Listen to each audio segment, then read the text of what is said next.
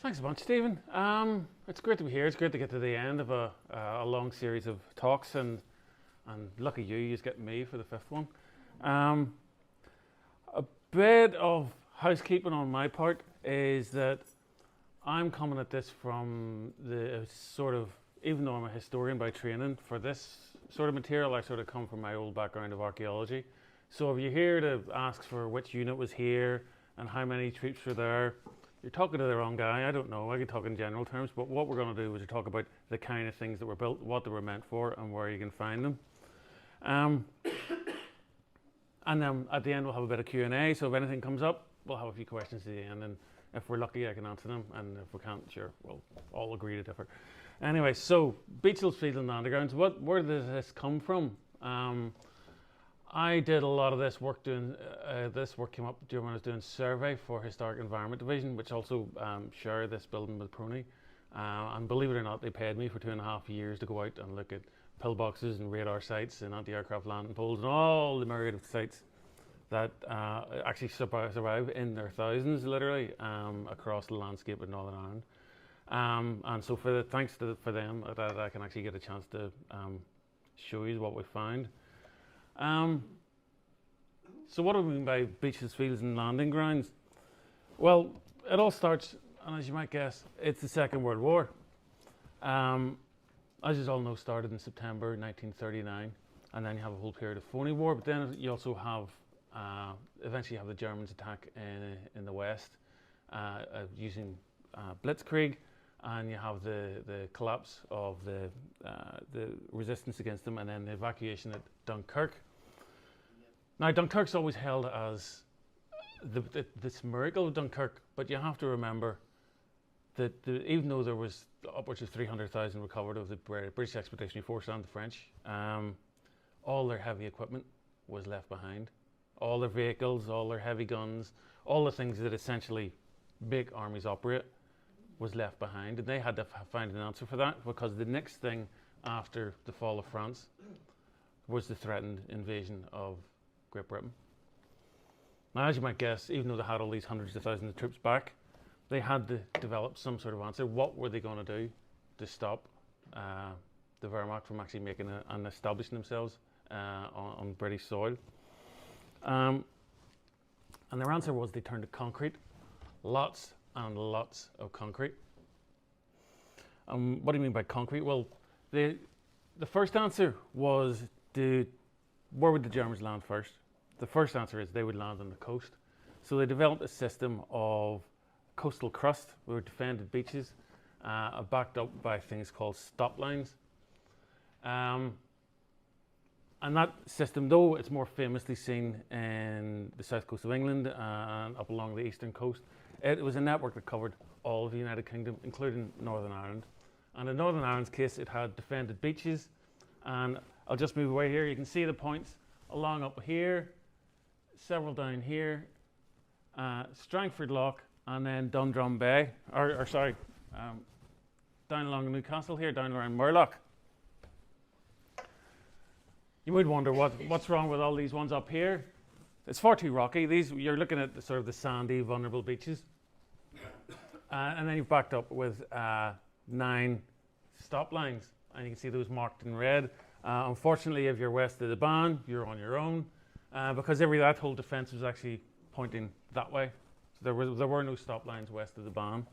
And then this was reinforced later with defended localities, what were later called garrison towns or anti-tank islands. Now, the beach defences, a lot of them we're familiar with. One, they came up with things called beach scaffolding, which is exactly what it says on the tin. It is literally scaffolding built in large barricades that ran along the beach to stop any sort of landing craft actually making purchase on the beach. It wasn't widely effective, as you would guess. Building a scaffold in the middle of at the edge of the beach, what with tidal action and waves and the storms being unhelpful, they were constantly repairing it. There's also barbed wire, or if there's anyone out there that's going to pick me up on the nomenclature, Dannert wire as it was called. And they could produce this in the thousands and thousands of rolls of it would be put up in huge concertinas to cover the beaches. But these were all just obstacles to slow down a landing. There was actually fortifications built to actually cover these obstacles. An obstacle in military terms is essentially pointless unless it's covered by effective fire. They had more than that as well. They also had anti-air landing poles. Now, actually, when I was taking these photographs, this is down in Murlock Bay, and there was a lady out with her dog, and she said, "Oh, those are just to stop coastal erosion." And I went, "Hold on a wee sec here. These are actually here to stop aircraft or gliders, in particularly, landing on the beach." And there's actually still, even these are actually the height of it, that ranging rod is 2 meters tall. So as you can see, they're still quite substantial. And if you look at the aerial photographs and wander along there, you can still see the network of anti-air landing poles running along the beach. And then you have the beach defences themselves, the pillboxes. Now, I know I have some colleagues out here that think I have a fondness for pillboxes that goes beyond the healthy, and they're probably correct, because this is actually me, a much younger me. I think this was in 2003, and this was a pillbox up in McGilligan, and there was a really heavy storm, and the army phoned us and they said, "Here, you wouldn't come along here. This thing's eroded out of the sand," and so we went up. Thankfully, they got them to stop shooting up at the range, and we tootled down behind. By the way, this is behind the range, so don't be rocking up and think you're going to go for a dander, because it's not. No pillbox is worth your life.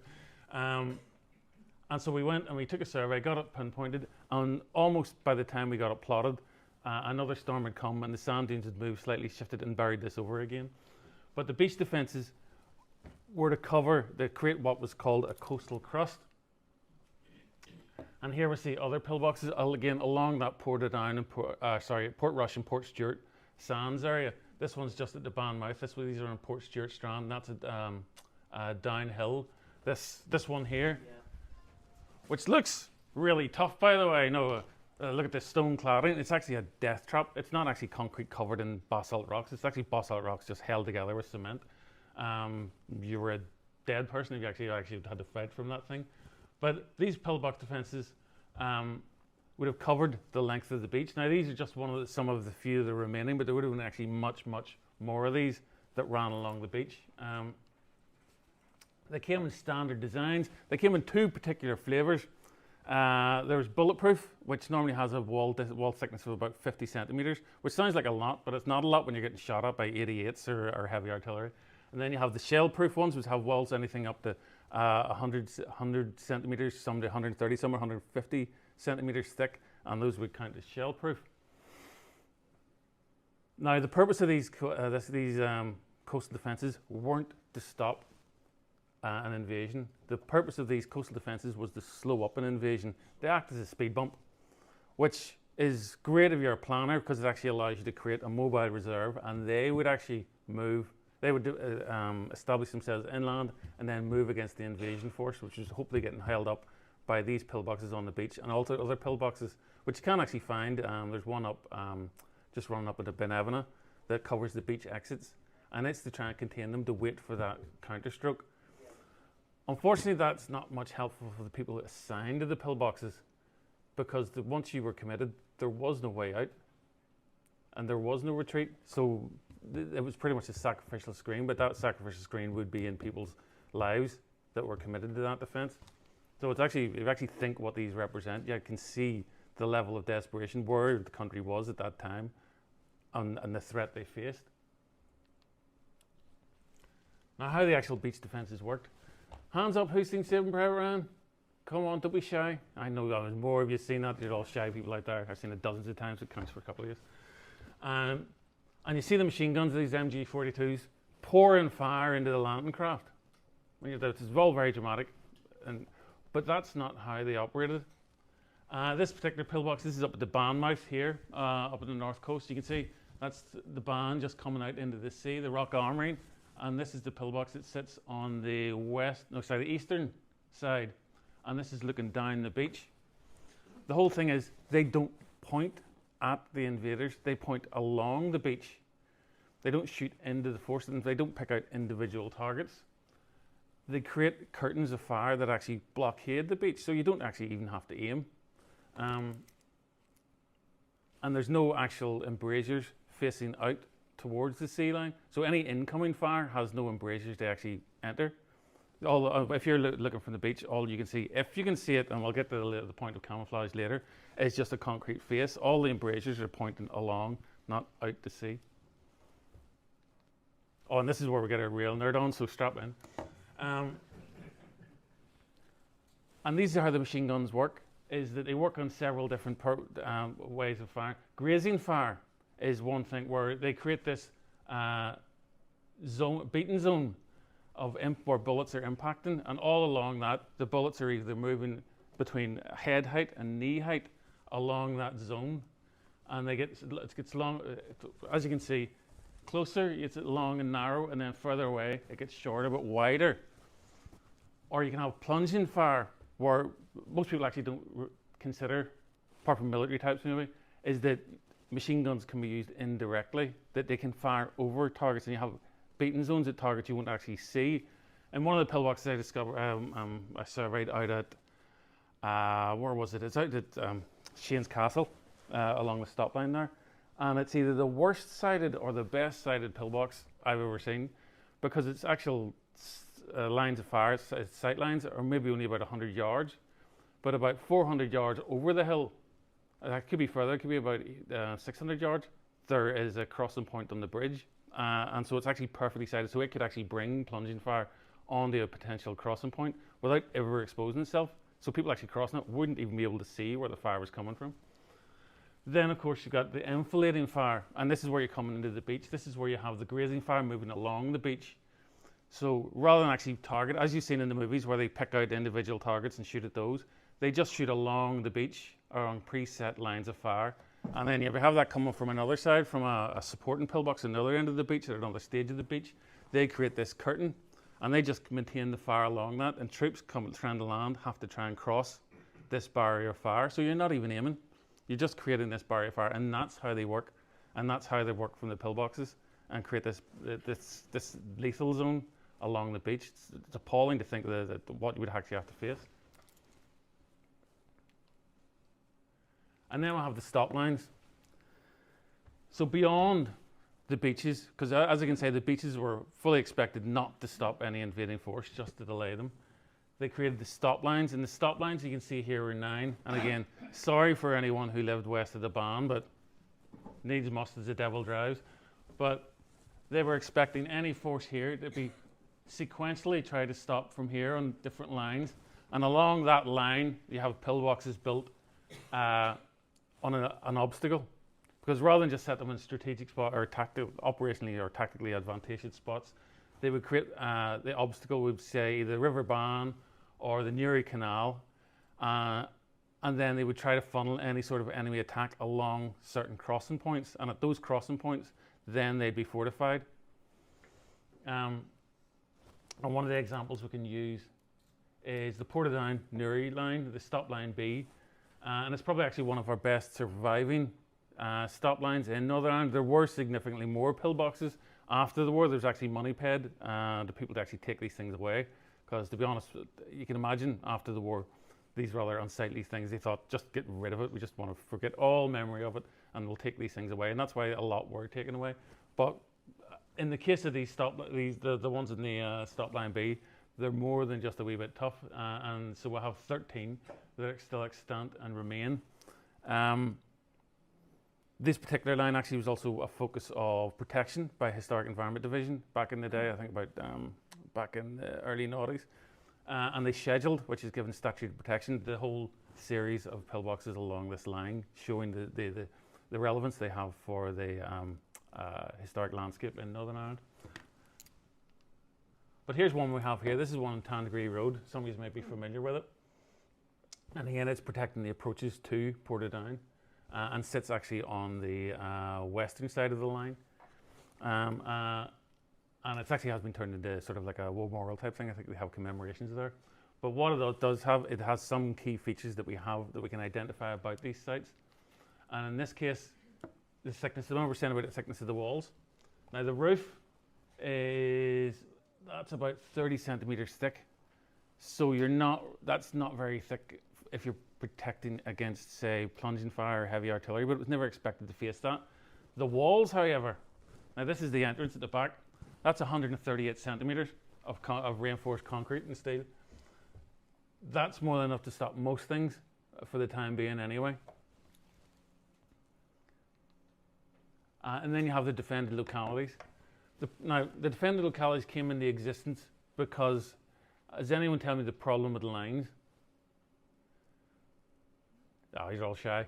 The problem with lines, as they found in the Low Countries, is that once you actually penetrate the line at any one point and you actually get a crossing or a breakthrough, the whole line is redundant, because then at the breakthrough you can actually pour out on either side and attack from the rear the rest of the line, and you force the whole thing to fall back.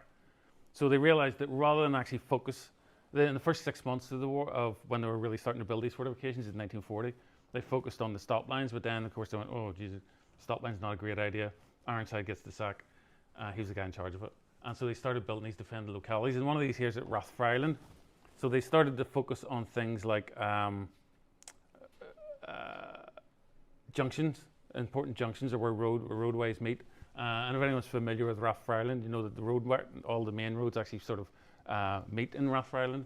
And what they did is they fortify the main roads out. This one's up by the bus station. This one here. And you can see there's this sight line that actually dominates. Okay, they went and built a wall ruining the sight line. I don't think they were thinking about that when they built it. But if you take this wall away here, you have the road coming from the south is entirely dominated by that pillbox here. And that's the road coming from the east, or sorry, from the west. There's another pillbox just where the health centre is. And again, that's its line of fire straight down the road, commanding the access. And the whole point, again, for this is that even though military formations were, technically speaking, cross-country, most still stayed to the roads. And that's certainly when you're moving heavy equipment, you need to stay on the roads. And that's why these things were meant to dominate the roads. As you see much later in the war, you see more famous battles like Bastogne, where it commanded the roads, that it stalls an enemy long enough for that counter force to be assembled and then for a counterattack to be made. Now, some of the features you actually see on these pillboxes, some of them are quite, if you stop and think about it, it does make you wonder about what's going on in these places. The first is the machine gun mounts. Now, this one is looking out from the pillbox at Scarva. There's one just below the church there, and that's the remnants of a Turnbull mount. And the Turnbull mount was like a cradle that either mounted a Vickers machine gun, sometimes had a modification that could fit a Bren gun, and it allowed the muzzle to pivot just at the embrasure so that it actually didn't poke out. And it gave you actually a wide field of fire, and it allowed you to easily turn the machine gun. And this actually here, you can see it's covering, this is the bridge across the Newry Canal there. Then you also have the staircasing, which is actually great because I always cast this up. I have friends that look at pillboxes that were built in Southern Ireland in the same period, and I always cast up because theirs were built without staircasings, and I laugh, just slag them for imagine not having staircasing. The reason why they have staircasing is that it actually stops ricochets from entering the pillbox. It's this step 90-degree angle that shoot a bullet or shell fragments actually hit impact, that rather than being ricocheting into the pillbox, which is a bad thing where you are, it bounces back out. And then the last feature, and you would normally find this is one of the extant ones. This is again in Scarva. It might be a bit hard to see, but I know what I'm looking at. This is back in the photography was terrible back then. I've got a better camera now. Is shutters, and you see the remnants of these also where they've rusted away for like the main embrasures. But this is actually at the rear, just beside the door. And the reasons why the shutters were there was because one of the main methods of getting rid of pillboxes was flamethrowers.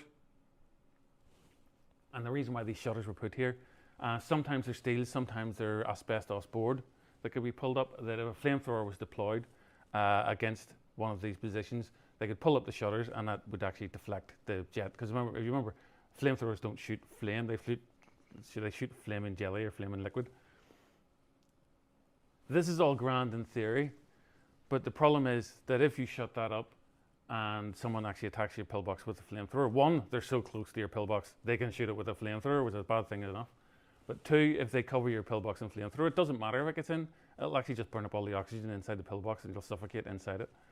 So this, when we're saying though they are strong, though they are key points of the defensive network, they are potentially deadly for the people inside them. In fact, later in the war, when the Allies were in Europe, there were standing orders issued that troops weren't to take permanent positions in pillboxes. They could take shelter in them under shell fire, but they weren't allowed to establish themselves in pillboxes because of the potential dangers of being shut off. Because remember, there's sight lines as well. Even though they're strong, you have fixed sight lines that you can see. They do strong limit the amount you can see. Of course, they took precautions so that they couldn't be seen. In this case, there was they would be painted in camouflage. You might have noticed, we'll see it at the end again, the pillbox that shown attacking in the first photograph. It was painted to look like the basalt rock. There was other suggestions for painting up pillboxes, but they didn't stop there. See, you have here, this pillbox I think is actually one of the ones up in the Banmouth, because there's very few places where you get this basalt rock at the beaches up in the north coast. So I think this is one of the ones up at the Banmouth. I think it's one on the other side where the golf course is. It's largely buried now. But you can see it's painted up to try and blend it in. But let's not stop there. Where's the pillbox in this photograph? On the right. Is this one here? Of course, yeah. The suckers go for this one. The pillbox here, this is actually up on, or was up on Coleraine. This is the pillbox here. And you can see here, if you look closely, that's the embrasure. What they've done is they painted the embrasure on the gable of the house on the other side to draw fire, so that you're too busy. If the enemy's still shooting this, if you're approaching Coleraine from the south, if the Nazis have landed in Coleraine for it, you're coming from the south, you're directing all your fire against here, which isn't so great if you live in here. And we're taking, you've got yourself off side. But yeah, this attracts fire while the main fire is coming from here. Coleraine, they really had the game face on. Someone was having, like, their guy who's doing the camouflaging was definitely having a bit of fun. This is Coleraine again. And again, you can see the pillbox here. And then this fake truck painted on the front. Obviously, so when you're engaging people with fire, it's much better to fool them and even if you don't fool everyone, you'll fool someone and reduce the amount of incoming fire. One of the key features about the pillboxes as well is they weren't on their own. If you had a pillbox just sitting there with 4 guys in it, that's not going to work because it's totally isolated. And this is the pillbox up at the Oval football ground here. And here's an aerial photograph of it back in 1951. And back then you can actually still see the support trench running up that side of high ground. And that would have had maybe a section or a squad or maybe as far as a platoon on each defensive position. So where you had the supporting fire is in the pillbox. The troops supporting that would be in trenches around it so that it wasn't isolated. And then this is my favourite one. When I found this in the survey, I got quite excited. My wife thought there was something wrong with me. Maybe she'd see a doctor. But she still might. This is up at Shaw's Bridge. Now, before Shaw's Bridge, the big new road bridge, this is another nice stone bridge that you'll see up there, and this is Malone House. And this was a part of the Belfast line. Now, Belfast had a series of defensive earthworks built at defensive positions, Northern Junctions, totally encircling it during the war. And this was one of those positions. And this, again, using this as the obstacle, this would have been the crossing point. And you have this trench line running all along here with coming along, and then a supporting trench up here that probably would have had like a machine gun in that would have been supporting riflemen in the forward trenches. And this covered this whole section of road approaching it. And I say, why am I getting excited about this? Because we do archaeology, so we keep chasing it. So even today, anyone takes your dog out for a walk, you're up around Malone House, standing around Shaw's Bridge, so you can bore your family and friends, you guys come with me, and you actually see that trench line still running along here, and there's that supporting trench. And not to make a liar of me, I went out and took photographs, and as you can, this is during winter, so and you can still see that trench line running along here, and it runs along over the hill and back. So where these trench works were built, you can still see them to the very day. And then the four defendant localities, this is another one. This one's up at Gilnahirk Road. I think it's Our Lady's School is up there now.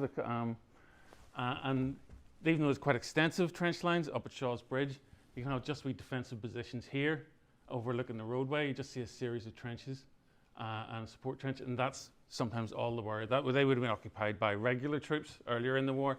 Then as the war starts to go more the Allies' way and regular troops are needed in Europe, they would have been occupied by Home Guard. This is under a car park now, but this is sort of the sort of kind of fortifications you're looking at. And then, of course, you have the prepared demolition schemes.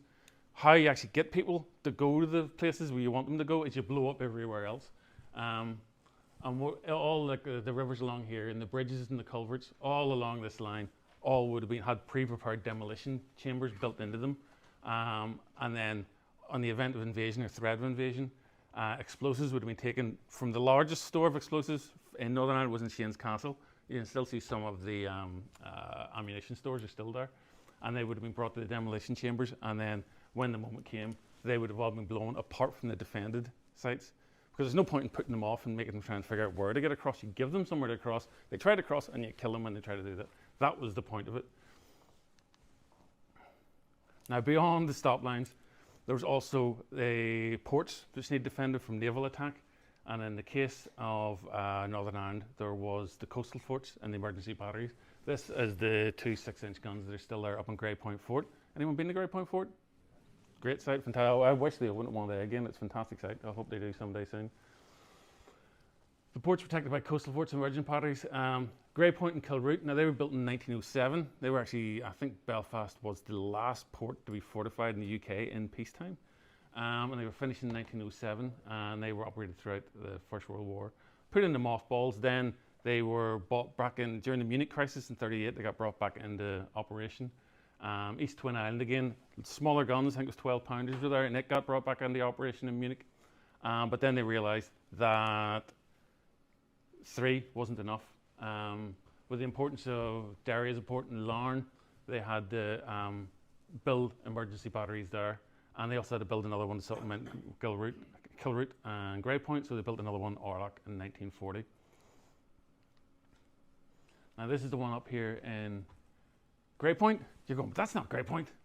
It isn't Grey Point. At the very start of the war, when they realised that aerial attack was a threat, they planned to build the gun houses that we're all familiar now, these big concrete gun houses that were built to protect the crews and the guns from aerial strafing and aerial attack. But they put these metal gun houses on in the meantime, and then put the concrete ones on. And then this one here, this is actually one of the 6-inch guns at Orlock. At Kilroot in 1938 when it was getting made operational after the Munich crisis. And then of course you have McGilligan. It had 3 guns. It had 2 6-inch guns, 2 Mark 7s. And then it had a 12-pounder that it actually nabbed from Ebrington. Ebrington had a 12-pounder for anti-submarine or motorboat. And they said, well, what's it doing down there? So they shifted it up. So McGilligan was the only one to have 3 guns. And then you have the one at Larne here. This is at the tower there. That's what it runs out to the tower. There's one here and then there's one on the other side. You can still see, if you find yourself up in Larne, where the playing pitches are, they've got the ammunition shelters are still in position. There's one there and there's one over there. They're actually still there. I think they're used as stores for the local group, football clubs. And what did they do? Essentially they provided examination batteries. Here's the firing arcs for the guns from, that's Orlock and that's Kilroot. Initially the examination battery was Grey Point that got passed over to Orlock because it was further east. And what it done was essentially any ships coming into the bay were challenged. They had to provide a certain code, otherwise they get fired on. One ship very early in the war didn't have the code, and Grey Point fired a plugged shell. That was a shell that doesn't explode, and they quite quickly heaved to, and everything was fine in the end.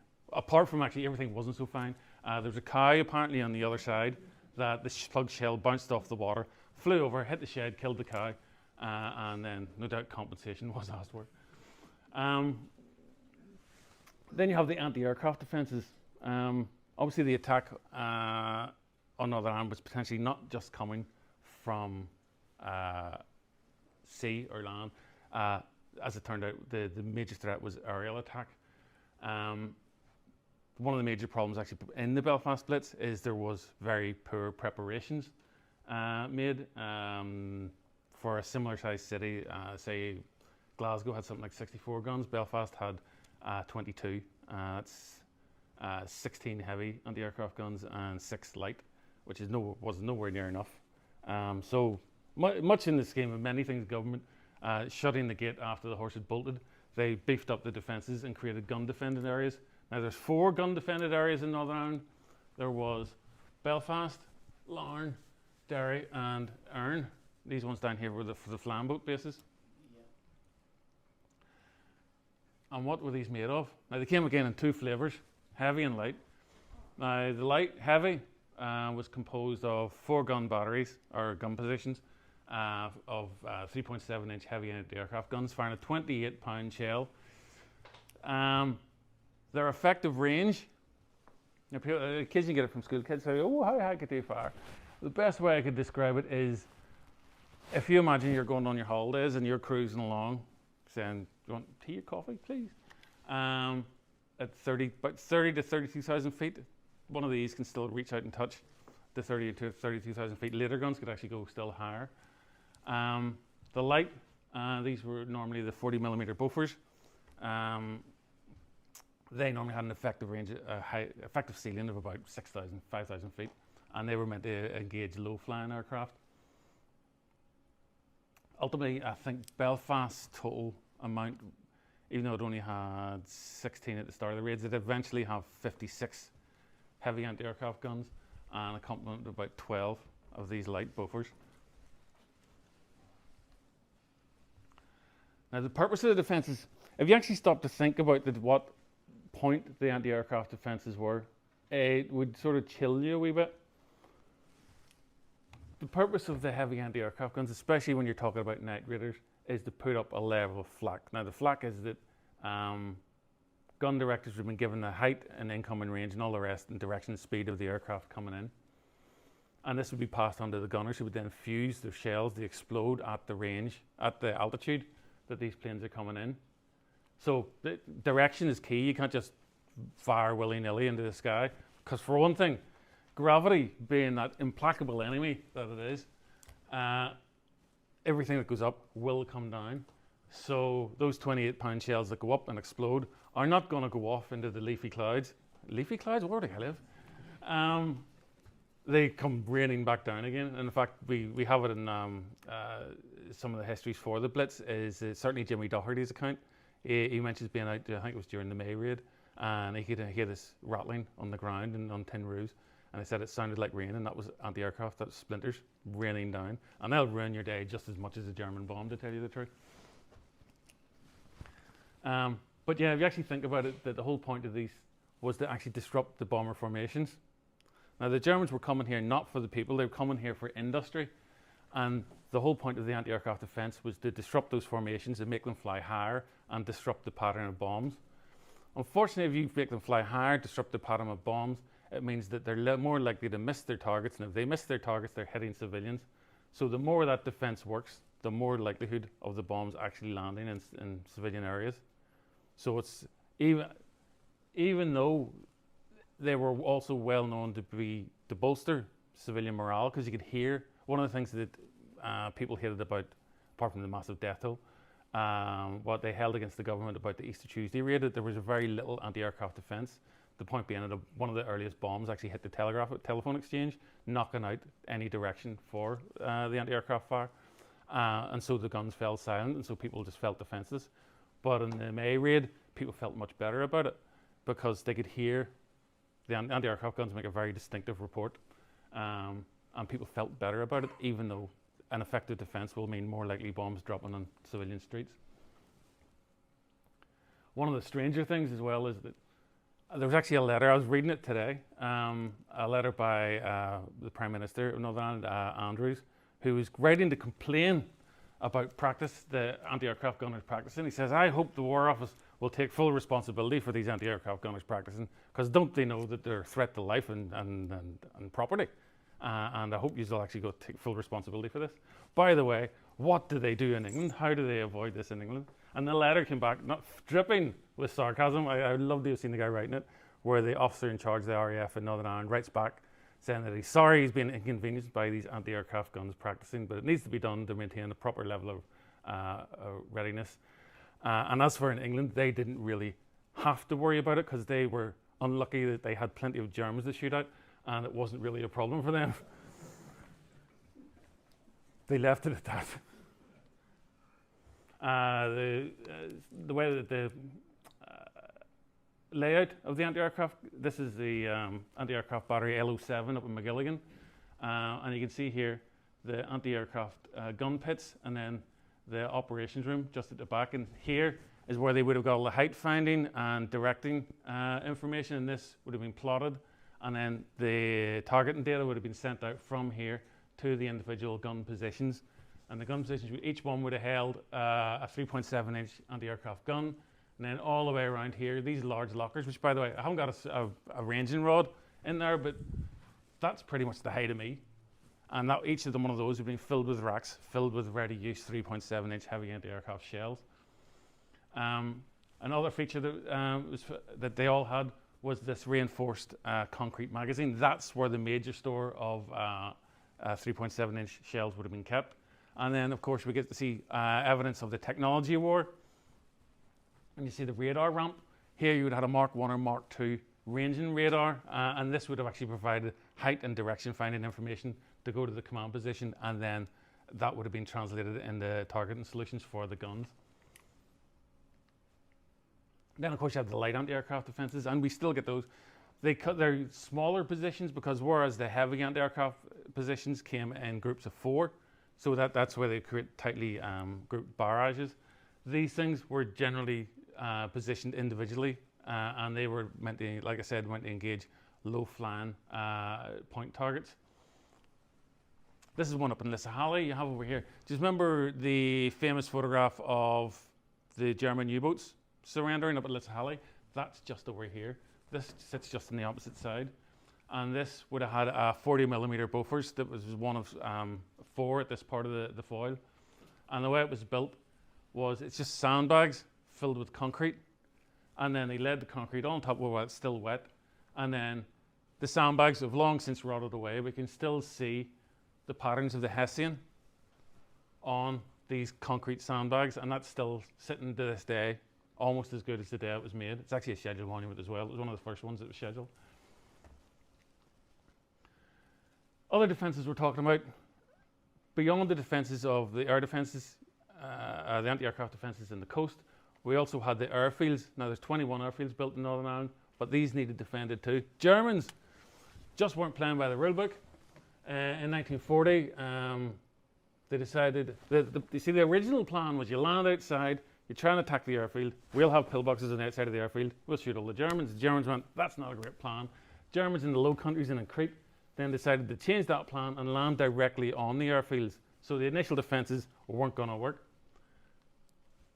So here you have, this is Ballyhalbert, and you start to see they created defensive clusters. So where you have the runways here, and the taxiways all around, which actually are largely still there down at Ballyhalbert, they created these defensive clusters, which were groups of pillboxes and supporting trenches, and then fake pillboxes and supporting trenches, sneaky, to draw fire. And these had to create this all-round defence where the guns pointed not just outside the airfield, but also covered the centre of the airfield as well, so that if the Germans landed on the airfield, they'd be in just as bad a position. Now here's one up in Eglinton. This is one of the old style ones. This is right on the perimeter of Eglinton, the north side of the airfield by the train track. Don't rock up yet. There's a train track there, and they will run you over. The train's up there, surprisingly quiet. And this is built, you have the 2 embrasures here, and then you have an ammunition bunker in the side, and then a light anti-aircraft position here. This would have been a supplementary position. It would have been a machine gun built for anti-aircraft. When they initially built it, it had walls of about 50 centimetres thick. Then someone went, ooh, that's not very thick. And it's one of the few ones I've seen where someone came along and plastered on a whole new thickness, another 50 centimetres of concrete, slathered on, slathered's a technical term, on the outside of the pillbox to reinforce it. But of course that still wasn't enough because it was badly positioned. So what they did is create a whole network of defensive clusters. And this is just on the western side of the airfield. And this is a series. You've got a central strong point with 3 pillboxes here linked by a corridor. This is all being covered over. And then supporting reinforced trenches on the side here, and each one of these would have had like ammunition bunkers on the inside and firing trenches. And this was one of a series of about 5 defensive clusters up in England that would covered the entire airfield. Okay, now we're getting near the end here because we need questions, and I could go on all day, so I won't. There were other things that we could talk about, but we haven't had time to get into. We have got the barrage balloons, is right. Barrage balloons actually were up at Belfast during the first raid. Unfortunately, because the guns were firing undirected, the only thing that the guns actually shot down on the first raid was 3 of the barrage balloons.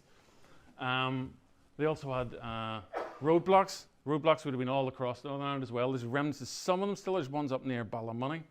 And then these things, oh, I love these things, but I didn't get a chance to get into them. Decoy sites. This one is, where was this one? This one's up at Derry again. This is a QF site, a Q fire site.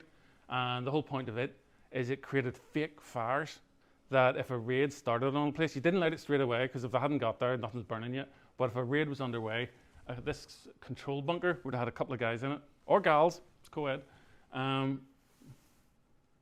would have actually started fires that, and then these fake fire explosions that were almost like massive chit pans, literally big boiling fires, and then release water, and then you'd have things simulating someone that had actually been hit by the bombers to try and draw fire away. Unfortunately, actually, if there was another bunker beside, these are heavily fortified, because if these did their job, the bombs would be landing on you. So it needed to be strongly fortified. So these are the kind of things we could have got into, but we're run for time and it is lunchtime. And there we go. That's what we have. If you've got any questions, fire away. Thanks a lot.